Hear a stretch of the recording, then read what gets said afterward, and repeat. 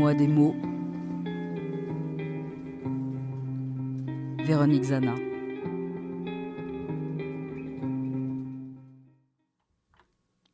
Effleuré. Une légèreté tendre d'un pétale de fleur qui caresse. Un murmure façon brume chuchoté. Ce je ne sais quoi qui fait naître un frisson et toute la délicatesse de cet instant suspendu.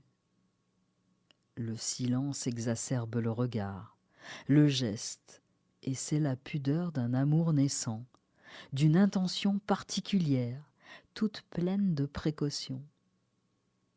Une maladresse parfois attendrissante, un je n'ose pas, comme un interdit à ne pas franchir, une limite à ce qui engagerait.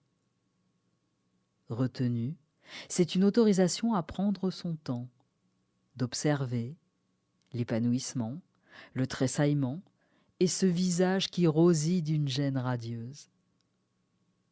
C'est un voile qui s'anime, comme le rideau de l'âme sous un alizé qui d'un souffle libère le mouvement. Du bout des doigts, des lèvres, dans ce toucher à peine, telles les pages d'un livre qui se tourne de la Pléiade, au vélin si fragile. Ne pas s'y attarder de peur de la réaction provoquée. Ou, après tout, si certains sujets restent inabordés, est-ce d'oubli ou de secret que le silence se fait frontière? C'est presque un desquamage de ce qui l'effleure, un peu usé, pour faire peau neuve et laisser une sensibilité accrue. La chevelure appelle le geste, rémanescence d'un bercement de l'enfance. Le transport amoureux rend voltigeant les pas qui effleurent à peine le sol.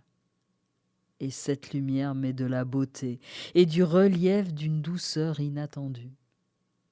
C'est l'idée qui effleure, encore insaisissable, sans pouvoir s'y arrêter, mais promesse d'une créativité en pleine élaboration. J'y pense. Et puis j'oublie.